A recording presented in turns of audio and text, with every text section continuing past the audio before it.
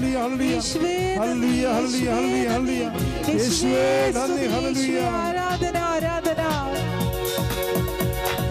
Hallelujah ജയം hallelujah യേശു കർത്താവ് ജീവിക്കുന്നു ഹല്ലേലൂയ ജയം ഹല്ലേലൂയ യേശു കർത്താവ് ജീവിക്കുന്നു.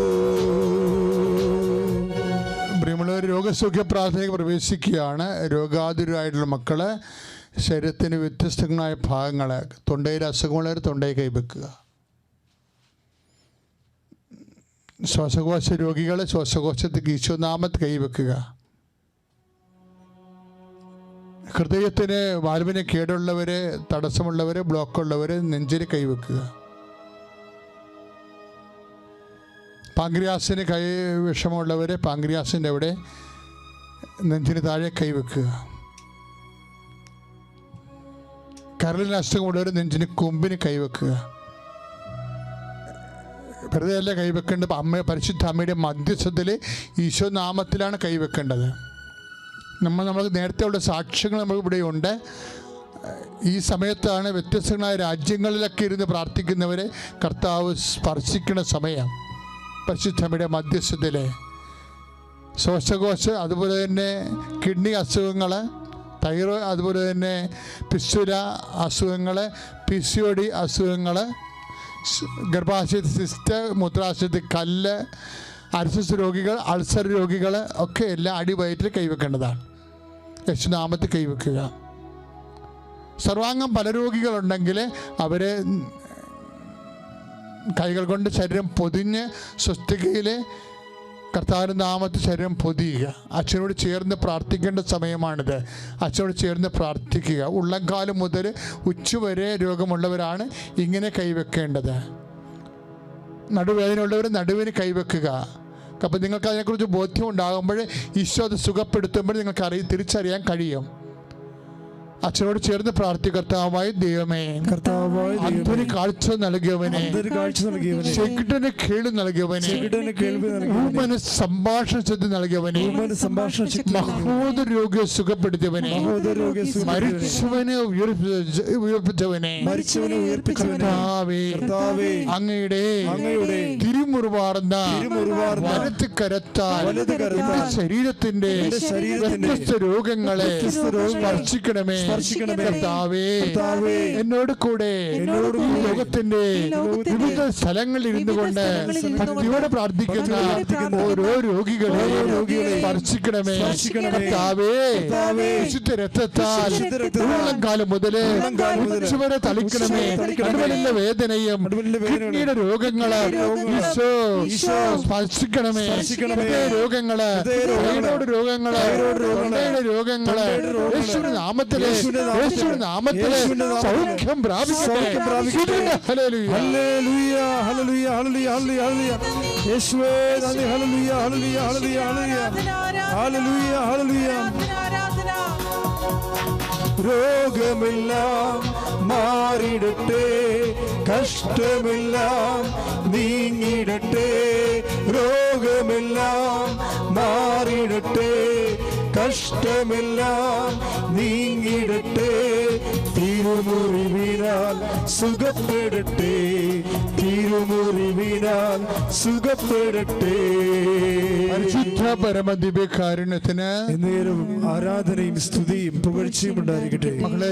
മകളെ ജീവിത പങ്കാളിയുമായി പിരിഞ്ഞു നിൽക്കുന്നവരെ, മക്കളില്ലാത്തവർ, മക്കൾക്ക് രോഗമായി കിടപ്പിലായി പോയവർ, കോവിഡ് രോഗം ബാധിച്ചിട്ടുള്ളവർ, അതുപോലെ തന്നെ ക്വാറന്റൈൻ കഴിയുന്നവർക്ക് സംശയമുള്ളവർ, ഇങ്ങനെ വ്യത്യസ്തമായ രോഗികളെ പ്രാർത്ഥിക്കുന്ന സമയമാണ്. ഇതുപോലെ ജോലി ഇല്ലാത്തവർ, സാമ്പത്തിക ബാധ്യതയുള്ളവർ, കടങ്ങൾ പെരുകിയിരിക്കുന്നവർ, ഇനി എങ്ങനെ ജീവിക്കുമെന്ന് അറിയാത്തവർ, പഠനത്തെക്കുറിച്ച് പ്രതിസന്ധി അനുഭവിക്കുന്നവർ, സ്ഥലമില്ലാത്തവർ, വീടും വഴിയുമില്ലാത്തവർ, ബന്ധങ്ങൾ തമ്മിൽ ചേർച്ചക്കുറവുള്ളവർ, വഴക്കുള്ളവർ, കോടതി കേസുള്ളവർ, അവിടെ മേലെല്ലാം കർത്താവിൻ്റെ ശക്തി ലഭിക്കാൻ വേണ്ടി, അവർക്കെല്ലാം വിടുതൽ ലഭിക്കാൻ വേണ്ടി, ആശ്വാസം ലഭിക്കാൻ വേണ്ടി സ്തുതിക്കട്ടെ, സ്തുതിക്കട്ടെ. ഹല്ലേലൂയ, അത്ഭുതമായ നാമത്തിന് സ്തോത്രം ചെയ്യുന്ന കർത്താവേ, അത്ഭുതമായ നാമത്തിന് സ്തോത്രം ചെയ്യുന്ന കർത്താവേ, യേശുവേ നിന്റെ വിശുദ്ധമായ രക്തത്തെ മക്കളെ സ്പർശിക്കണമേ.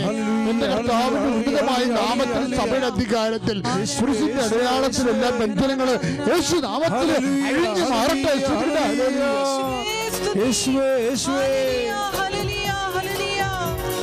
തിരുക്കരത്താൽ താങ്ങിയെന്നെ തിരുരക്തത്താൽ കഴുകണമേ. തിരുക്കരത്താൽ താങ്ങിയെന്നെ തിരുരക്തത്താൽ കഴുകണമേ. പെരുമഴ പോ പെയ്യട്ടെ, പെരുമഴ പോ പെയ്യട്ടെ. യേശുവിൻ രക്തം, യേശുവിൻ രക്തം, യേശുവിൻ തിരുരക്തം. പരിശുദ്ധ പരമദിവ്യകാരുണ്യത്തിന് ആരാധനയും സ്തുതിയും പുകഴ്ചയും ഉണ്ടായിരിക്കട്ടെ. പ്രിയമുള്ളവരെ, സമാപന ആശീർവാദത്തിലേക്ക് നിങ്ങൾ ഒരുങ്ങുക.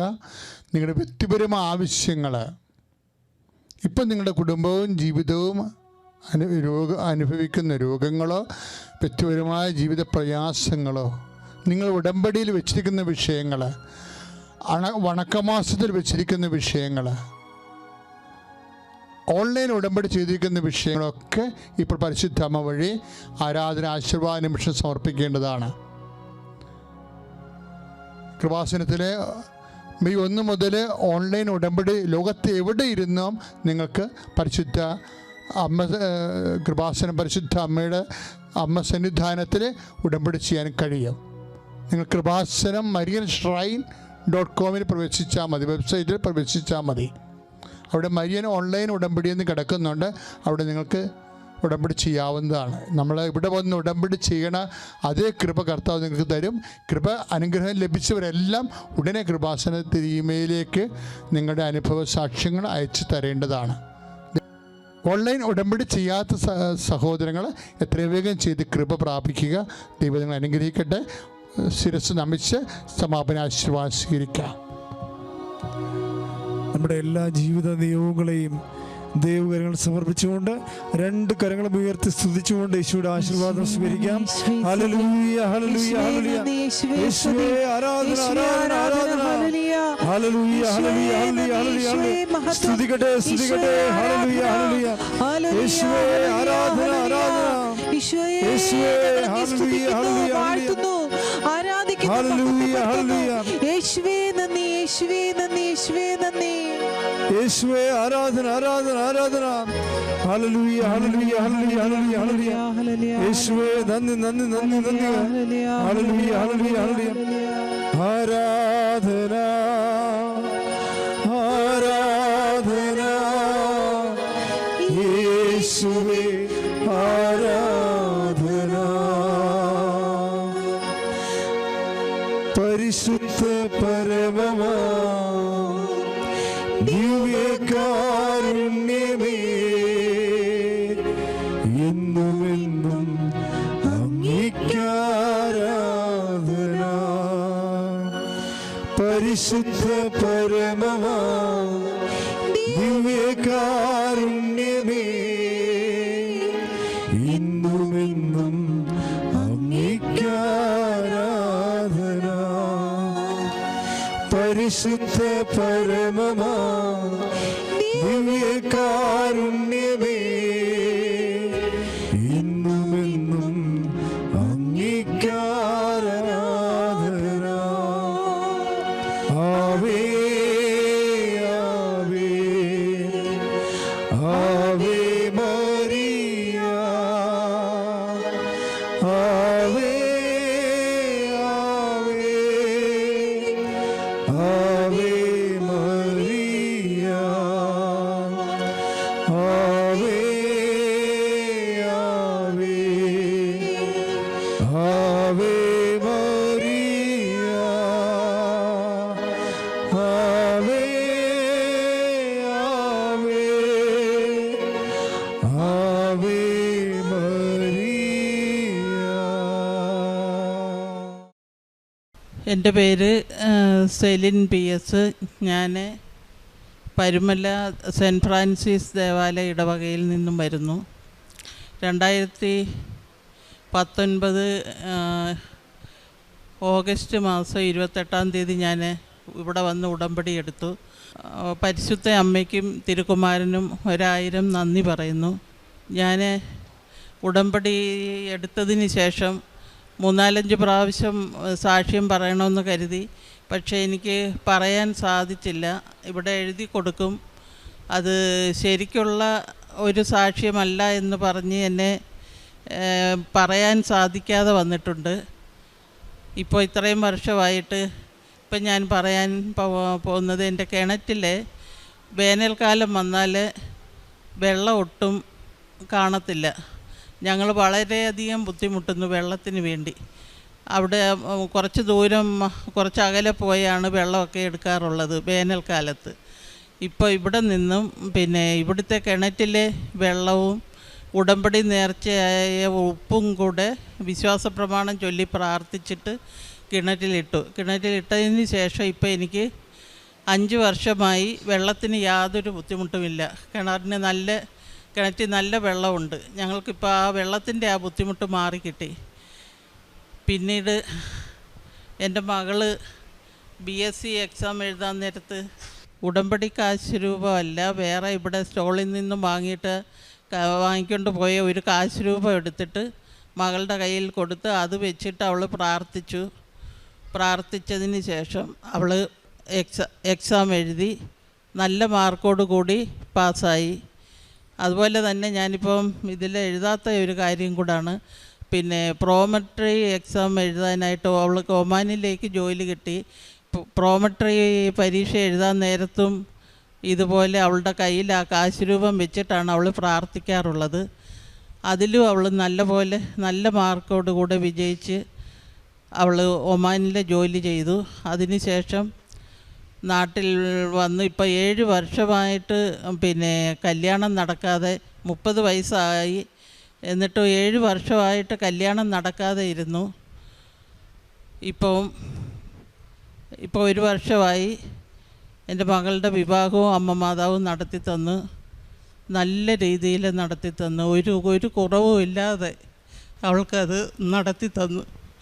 കാനായിലെ കല്യാണ വിരുന്നിൽ അത്ഭുതം പ്രവർത്തിച്ച ദിവ്യനാഥന് എൻ്റെ മകളുടെ കല്യാണം ഒരു കുറവും ഇല്ലാതെ കണ്ട് 30 വയസ്സ് വരെ അവൾ കാത്തിരുന്നു. 30 വയസ്സായെങ്കിലും ഇപ്പോൾ അവൾക്ക് വിവാഹം നടന്നു. 1 വർഷമായി. അതിനുശേഷം എനിക്ക് അടിവയറ്റിൽ ഭയങ്കര സഹിക്കാൻ വയ്യാത്ത വേദന വന്നു. അപ്പോഴൊക്കെ ഞാൻ തീരെ വയ്യാതെ വന്നപ്പോഴാണ് ഞാൻ ആ ഹോസ്പിറ്റലിൽ പോയത്. ഹോസ്പിറ്റലിൽ പോയി അവർ സ്കാൻ ചെയ്യാൻ പറഞ്ഞു. ഡോക്ടർ പറഞ്ഞു, സ്കാൻ ചെയ്തു.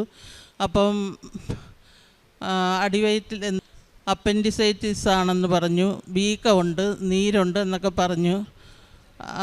അത് കഴിഞ്ഞ് സർജറി വേണമെന്നും പറഞ്ഞ് പിന്നീട് പറഞ്ഞ് CT സ്കാൻ ചെയ്യുക, CT സ്കാൻ ചെയ്തിട്ട് ഒന്നുകൂടെ നോക്കട്ടെന്ന് പറഞ്ഞ്.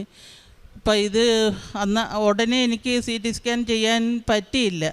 കുറേ നാൾ നീണ്ടുപോയി. അത് കഴിഞ്ഞ് സാമ്പത്തികത്തിൻ്റെ പ്രശ്നം കൊണ്ട് ഞാനത് ഉടനെ ചെയ്തില്ല. 1 മാസം കഴിഞ്ഞിട്ടാണ് ഞാൻ CT സ്കാൻ ചെയ്തത്.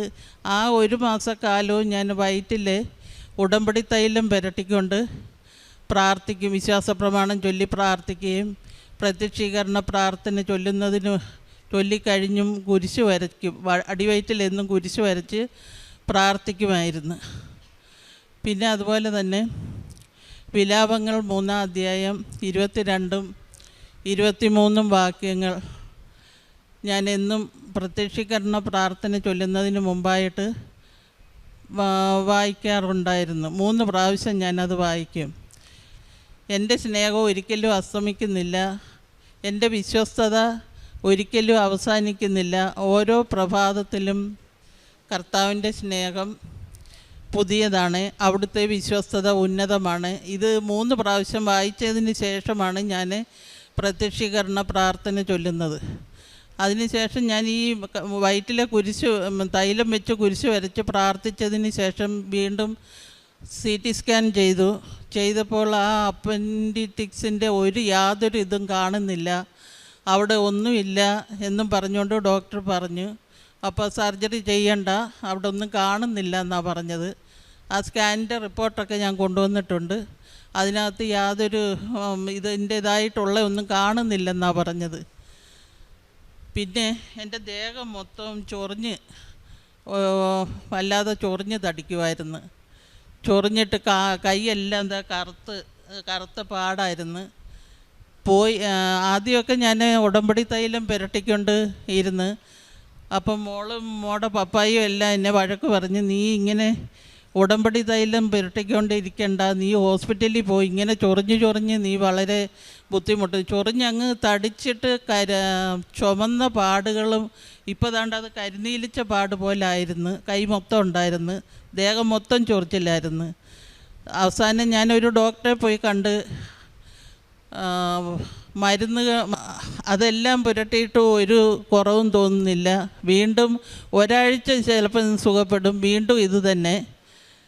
പിന്നെ അത് കഴിഞ്ഞ് വേറെ ഒരു ഡോക്ടറെ കണ്ട്, ആ ഡോക്ടറും ഇതുപോലെ ഭയങ്കര വിലപിടിപ്പുള്ള മരുന്നുകളായി എഴുതി തരുന്നതല്ല, ഗുളികയും ദേഹത്ത് പുരട്ടാനുള്ള മരുന്നുകളും എല്ലാം തന്ന് ലാസ്റ്റിൽ എന്നിട്ടും കുറവില്ല. ഒരു 2-3 ദിവസം അല്ലെ ഒരാഴ്ച എനിക്ക് ആ ചൊറിച്ചിലില്ലാതിരിക്കും. ഇതെന്താണെന്ന് അവരും കണ്ടുപിടിക്കുന്നില്ല, ഡോക്ടർമാർക്കും അറിയുന്നില്ല ഇതെന്തുവാ, എന്തിൽ നിന്ന് വന്നതാ. എന്നോട് എന്തോ ഫംഗസ് മൂലം വന്നതാണെന്നാണ് പറഞ്ഞത്. പക്ഷേ എനിക്കത് മാറുന്നില്ല, ചൊറിച്ചിൽ മാറുന്നില്ല. ലാസ്റ്റിൽ ഞാൻ മൂന്നാമത് വേറെ ഒരു ഡോക്ടർ, ബീന സണ്ണി എന്നും പറഞ്ഞുകൊണ്ട് ഒരു ഡോക്ടറിൻ്റെ അടുത്ത് പോകാനായിട്ട് നമ്പരെല്ലാം വാങ്ങിച്ച് മോള് തന്ന്. ഞാൻ പറഞ്ഞു, ഞാൻ ഇനി എവിടെയും പോകുന്നില്ല, ഉടമ്പടി തൈലം മാത്രം മതി, എനിക്ക് എൻ്റെ അമ്മ മാതാവാണ് എനിക്കിനി ഇത് മാറ്റിത്തരേണ്ടതെന്ന് ഞാൻ പറഞ്ഞ് തൈലം മൊത്തം ഞാൻ ഉടമ്പടി തൈലം തേച്ച് പ്രാർത്ഥിക്കും. ഇപ്പം എനിക്ക് ചൊറിച്ചിലില്ല, എൻ്റെ ആ കയ്യിലെ പാടെല്ലാം മാറിയിട്ടുണ്ട്. കറുത്ത പാടുകളായിരുന്നു, കരിനീലിച്ച് 2 കൈയും കാണിക്കാൻ മനുഷ്യൻ കാണാൻ പറ്റാത്ത ഒരവസ്ഥയിലായിരുന്നു ഞാൻ കഴിഞ്ഞിരുന്നത്. ഇപ്പോൾ ഉടമ്പടി തൈലം തൂത്ത് അതും ശരിയായി. പിന്നെ നേരത്തെ എനിക്ക് സ്കാൻ റിപ്പോർട്ട് കൊണ്ടുവരാഞ്ഞ കാരണം അത് പറയാൻ പറ്റിയില്ല. എൻ്റെ യൂട്രസിനകത്ത് പിന്നെ ഫൈബ്രോയിഡ്, അതും ഇതുപോലെ തന്നെ സ്കാൻ ചെയ്ത് നോക്കുമ്പം ഫൈബ്രോയിഡ് ഉണ്ട്, മുഴയുണ്ടെന്നാണ് പറഞ്ഞ്. 20 സെൻറ്റിമീറ്റർ വലിപ്പമുള്ള മുഴയുണ്ടെന്നാണ് പറഞ്ഞിരുന്നത്. പക്ഷേ ഞങ്ങൾ ഇത് എത്രയും വേഗം യൂട്രസ് എടുത്ത് കളയണമെന്ന് പറഞ്ഞ്. ഇപ്പം ഞാൻ ഇതുപോലെ കായംകുളത്തുള്ള ഹോസ്പിറ്റലിൽ, ക്രിസ്റ്റോസ് എന്ന് പറഞ്ഞുള്ള ഹോസ്പിറ്റലിൽ ഞങ്ങൾ പോയി.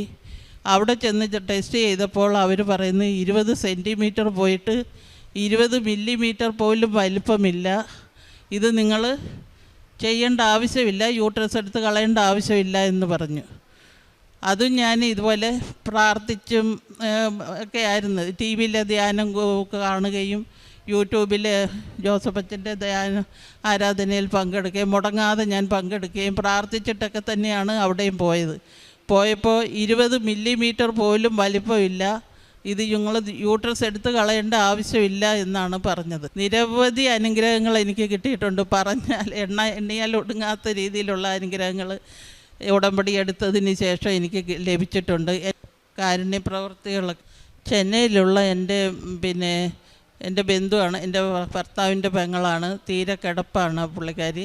അവരെ പോയി സന്ദർശിക്കുകയും ഇവിടെ നിന്ന് തമിഴ് പത്രം വാങ്ങിക്കിട്ട് പോയി അവിടെ എല്ലാം കൊടുക്കുകയും ആൾക്കൂട്ടത്തിൽ കൊടുക്കുകയും അവിടുത്തെ പള്ളികളിൽ പോവുകയും അവിടെ പോയി പത്രം വിതരണം ചെയ്യുകയൊക്കെ ചെയ്തിട്ടുണ്ട്.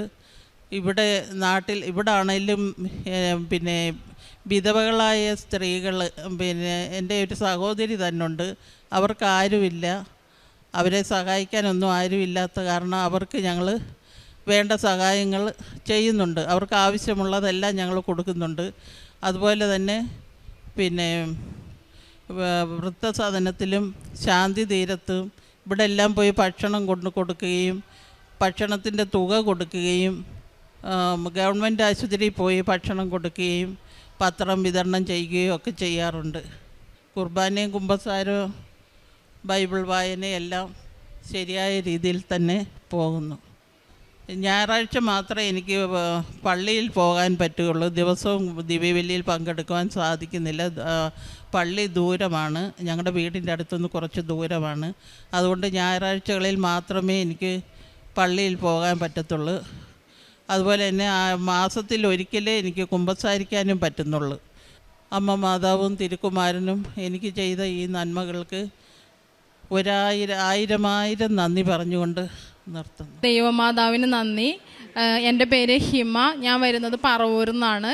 കഴിഞ്ഞ 2024 ഒക്ടോബർ മാസം എനിക്ക് സൗദിയിലേക്ക് പോകുന്നതിന് വിസയുടെ കാര്യത്തിൽ തടസ്സങ്ങളുണ്ടായിരുന്നു. അപ്പോൾ ഞാനിവിടെ വന്നിട്ട് ഉടമ്പടി പുതുക്കി എനിക്ക് വിസയുടെ കാര്യങ്ങൾ വേഗം ശരിയാവുകയും ഒക്ടോബർ 23 എനിക്ക് സൗദിയിലേക്ക് പോകാൻ സാധിക്കുകയും ചെയ്തു. അപ്പോൾ എന്നോട് ഒരുപാട് പേര് പറഞ്ഞായിരുന്നു, വീട്ടിൽ അമ്മ ഒറ്റയ്ക്കായതുകൊണ്ട് അമ്മേനെ ഒറ്റയ്ക്കിട്ടിട്ട് പോകരുത്, അങ്ങനെയൊക്കെ പറഞ്ഞായിരുന്നു. അപ്പോൾ കുറേ പേര് പറഞ്ഞു കിട്ടിയ ഓപ്പർച്യൂണിറ്റി കളയരുതെന്ന്. അങ്ങനെയാണ് ഞാൻ സൗദിയിലേക്ക് പോയത്. അവിടെ ചെന്ന് ഏപ്രിൽ മാസത്തിൽ അവിടെ നടന്നൊരു പ്രശ്നത്തിലും അവിടെ നടന്നൊരു പ്രശ്നത്തിൽ അവിടെ ഉണ്ടായിരുന്ന എല്ലാവരുടെയും പേരിൽ എൻ്റെയും പേരും എഴുതിക്കൊണ്ട് പോയി. അപ്പോൾ എനിക്ക് ഈ ജൂലൈ തൊട്ട് നാട്ടിലേക്ക് വരാൻ പറ്റുമായിരുന്നു. പക്ഷേ പേപ്പറിൻ്റെ കാര്യങ്ങൾ പ്രശ്നത്തിൽ നിൽക്കുന്നതുകൊണ്ട് എനിക്ക് നാട്ടിലേക്ക് വരാനായിട്ട് കഴിഞ്ഞില്ല. അപ്പം എൻ്റെ കൂടെ വന്ന എല്ലാവരും നാട്ടിൽ വന്ന് തിരിച്ചു പോയിട്ടും എൻ്റെ പേപ്പർ കാര്യങ്ങൾ പ്രശ്നത്തിൽ നിൽക്കുമായിരുന്നു, പേപ്പർ പെൻഡിങ്ങിൽ നിൽക്കുമായിരുന്നു. അങ്ങനെ ഞാൻ എല്ലാ ദിവസവും കൃപാസന മാതാവിൻ്റെ പ്രാർത്ഥന ചൊല്ലുമായിരുന്നു, എൻ്റെ പേപ്പറുകൾ ശരിയാക്കി എന്നെ നാട്ടിലെത്തിക്കണമെന്ന്. അപ്പം എൻ്റെ കൂടെയുള്ള ചേച്ചിമാരൊക്കെ പറയുമായിരുന്നു, നീ നന്നായിട്ട് പ്രാർത്ഥിക്ക്, നിൻ്റെ ക്ലിയറൻസ് കിട്ടാൻ വേണ്ടിയിട്ടെന്ന്. അങ്ങനെ ഈ ഒക്ടോബർ 11 12 മണിയാവുമ്പോൾ, വെളുപ്പിന് 12 മണിയാവുമ്പോൾ എൻ്റെ ലീവ് ക്യാൻസലായി പോകുമായിരുന്നു സിസ്റ്റത്തിൽ നിന്നും. അപ്പോൾ ഒക്ടോബർ 10 രാത്രി 8:30 എൻ്റെ ഇൻചാർജ് എന്നെ വിളിച്ചിട്ട് എത്രയും പെട്ടെന്ന് നീ സിസ്റ്റത്തിൽ ലീവ് അപ്ലൈ ചെയ്യണമെന്ന് പറഞ്ഞ്. ഇൻചാർജ് അന്ന് ലീവായിരുന്നു. അപ്പോൾ ഇൻചാർജ് എനിക്ക് വേണ്ടിയിട്ട് ഹോസ്പിറ്റലിലേക്ക് വന്ന് ഞാൻ അപ്പം തന്നെ ലീവ് അപ്ലൈ ചെയ്ത് എനിക്ക് ലീവ് അപ്രൂവായി കിട്ടി. അങ്ങനെ ഞാൻ ടിക്കറ്റും അപ്ലൈ ചെയ്തു.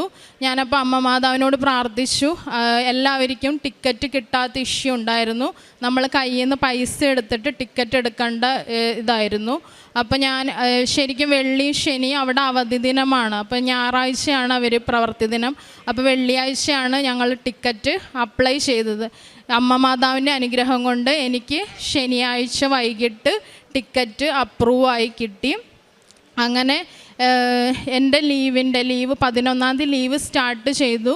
ഒരു 3 ദിവസം എനിക്ക് ലീവ് സ്റ്റാർട്ട് ചെയ്ത് അവിടെ തന്നെ നിൽക്കേണ്ടി വന്നു, എൻ്റെ പേപ്പറുകൾ കംപ്ലീറ്റ് അല്ലാത്തതിനാൽ. അതിനുശേഷം 13 ഉച്ചയ്ക്ക് 2 മണിക്കാണ് എൻ്റെ പേപ്പറുകൾ എനിക്ക് ശരിയായിട്ട് കിട്ടുന്നത്. 14 രാവിലെ 7 മണിക്കായിരുന്നു ഫ്ലൈറ്റ്. അപ്പം ഞാൻ മാതാവിനോട് പ്രാർത്ഥിച്ചു, മാതാവേ എനിക്ക് രാവിലത്തെ ഫ്ലൈറ്റിന് കറക്റ്റായിട്ട്, അമ്മ മാതാവ് ബുക്ക് ചെയ്ത ആ ഫ്ലൈറ്റിന് എനിക്ക് കറക്റ്റായിട്ട് പോകാൻ പറ്റണമെന്ന് ഞാൻ പ്രാർത്ഥിച്ചു. അങ്ങനെ ഉച്ചയ്ക്ക് 2 മണിക്ക് എനിക്ക് എല്ലാ പേപ്പറും കംപ്ലീറ്റായി. അപ്പം തന്നെ വിസ അടിച്ചു തന്നു. അങ്ങനെ എനിക്ക് 14 രാവിലത്തെ ഫ്ലൈറ്റിൽ കയറി ഞാൻ വൈകിട്ട് ഇവിടെ എത്തി. അതിനുശേഷമാണ് ഞാൻ നോക്കുമ്പോൾ എൻ്റെ ഇൻചാർജിൻ്റെ കോള് കിടക്കുന്നുണ്ട്.